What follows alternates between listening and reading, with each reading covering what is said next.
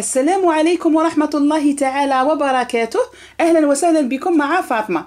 وصفة اليوم معقودة إكسبريس مصنوعة بالبودرة أو الغبرة اللي نصنعوا بها لابيوري، سهلة التحضير وبنينة.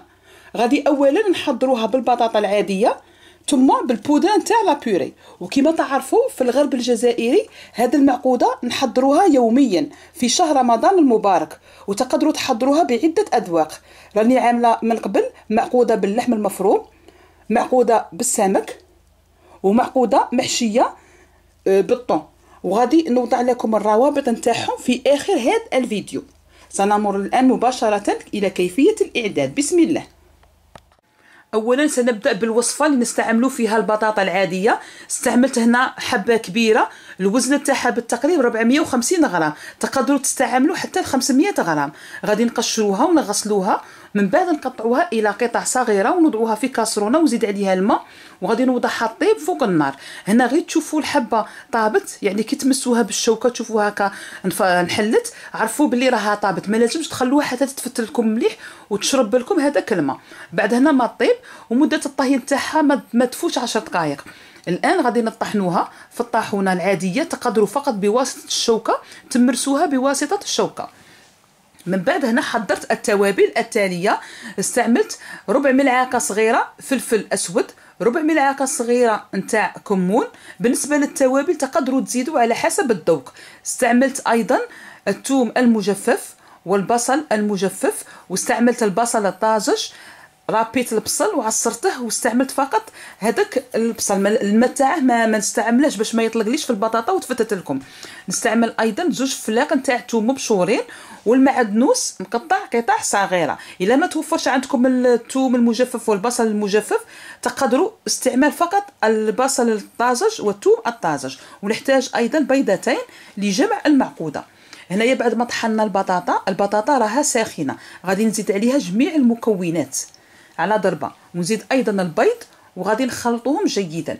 ولازم هنايا المعقوده تخلطوها والبطاطا تكون ساخنه، لان لو كان البطاطا تبرد وتزيدوا المكونات وتخلطوهم غادي تتكور لكم ودير لكم هكاك حبيبات. بهذه الطريقه من تكون ساخنه غادي تحصلوا على معقوده تكون ملساء. بعد بالنسبه للطهي، هنايا المعقوده راها بردت على درجه حراره الغرفه. غادي ناخذ ملعقتين ونشكلوا كويرات، يعني ملعقه واحده نحمل بها كميه، والملعقه التاليه نعدلوا مليح هذيك الحبه ونوضعوها في الفرينه او الطحين او الدقيق الابيض. وفي نفس الوقت راني دايره الزيت في المقلاة، لازم يكون ساخن والطهي يكون على درجه حراره متوسطه. وهنايا راني واضعه ورق اللي يمتص الزيت في بلاطو، باش من بعد من ننزعهم من المقلاة نوضعهم مباشره في هذاك البلاطو. هنايا غادي نشكلوا المعقوده نتاعنا، والزيت هنا راه ساخن، غادي نقلوهم مباشره. غادي ناخذ القطعه ونعمروها مليح فرينه او الطحين او الدقيق الابيض ونعطوها شكل دائري، ومن بعد وضعتها مباشره في المقلاة باش نقلوها. هنايا في هذه الطريقه استعملت الفرينه، والطريقه الثانيه ما استعملتهاش، يعني ايضا تقدروا تقلوها بدون فرينه. هنايا غادي نعمروا المقلاة، وما لازمش تعمروها كثيرا، لازم يكون هناك مسافات بين القطع باش ما يتلاصقوا لكمش القطع، لانه من يتلاصقوا لكم من بعد تجوا تقلبوهم تماك وين غادي تتفتت لكم المعقوده. هنا لازم تقلوا بكميه صغيره في المقلاة.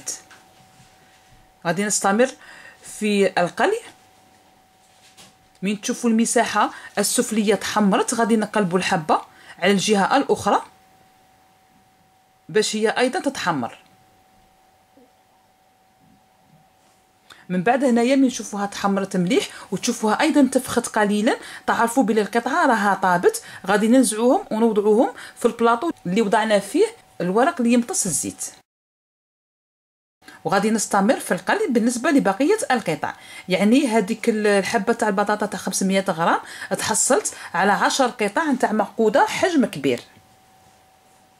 نفس الشيء هنايا كي تتحمر الجهه السفليه نقلبوها وباش تحمرنا الجهه الاخرى.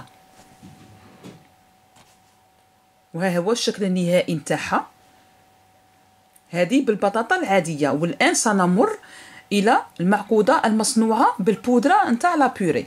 وفي اخر الفيديو غادي تشوفوا العلبه اللي نستعملها نتاع لابيوري على شكل غبره. هنا بالنسبه للمقادير سنحتاج كوب وربع كوب نتاع ماء، وغادي نحتاج ايضا نصف كوب نتاع بودره نتاع لا بوري، ما يعادل بالتقريب 90 غرام. غادي نوضع الماء في الكاسرونه، يعني الكوب وربع كوب، وغادي نوضع الكاسرونه فوق النار. من الخليط يبدا يغلي، يعني الماء يبدا يغلي، تما غادي نهيئوا المعقوده. بالنسبه للمرحله الثانيه، يعني التوابل اللي استعملتهم هم نفسهم التوابل اللي استعملتهم في المعقوده الاولى، لكن هنايا ما استعملتش الملح، لان البودره نتاع لا بوري فيها الملح. الا كانت ما فيهاش تقدروا تزيدوا الملح مع التوابل. هنا استعملت كما شفتوا كما درنا في الوصفه الاولى، فلفل اسود ربع ملعقه صغيره، كمون ربع ملعقه صغيره، الثوم المجفف والبصل المجفف ربع ملعقه صغيره، وايضا البصل رابيته وعصرته واستعملت بالتقريب 2 ملاعق كبار، والثوم 2 فلاق مبشورين، والبيض باش تلموا به المعقوده. وهنايا بعد الماء ما غلى، شفتها هكا كيغلي، وضعته في الاناء راه ساخن. هنايا غادي نزيد عليه على ضربه هذيك البودره تاع لا بوري ونخلطوا، ولازم تخلطوا بسرعه باش ما تكور لكمش. وهنايا الخليط لازم يكون طري، الا شفتوه راه صلب ولا ناشف بزاف تقدروا تزيدوا الماء، يعني النوعيه تاع البطاطا تختلف. وهنايا زدت جميع التوابل اللي ذكرتهم مع البيض، وغادي نخلطوهم جيدا. وهنا كما لاحظتوا ما وضعتش الملح، لان لا بوري هذيك فيها الملح. غادي نخلطوا جيدا، والخليط هنا غادي يجي ايضا يتلاصق مثل الهيئه الاولى تاع البطاطا العاديه. وهذا المره ما غاديش نقلوه بالفرينه، غادي مباشره نوضعوها في المقلاة على هذه الهيئه، وغادي تشوفوا ما تتفتت لكمش. من بعد نخلوها هذه حتى تبرد على درجه حراره الغرفه، عاد باش نشرعوا في عمليه القلي، وغادي تتماسك لكم ايضا قليلا. راني دايره المقلاة فوق النار تسخن. من بعد غادي ناخذ هكاك بالملعقه نشكلوا كويره، وغادي نوضعها مباشره في المقلاة. يعني هنايا كما قلت لكم ما غاديش نوضع الفرينه، ما من الوصفه الاولى تقدروا ما توضعوش الفرينه كيكون عندها الهيئه هكاك تتلاصق. وهاد الحبات وضعتهم شويه صغار، يعني تقدروا تغيروا في الشكل الا بغيتوا حجم كبير ولا حجم صغير.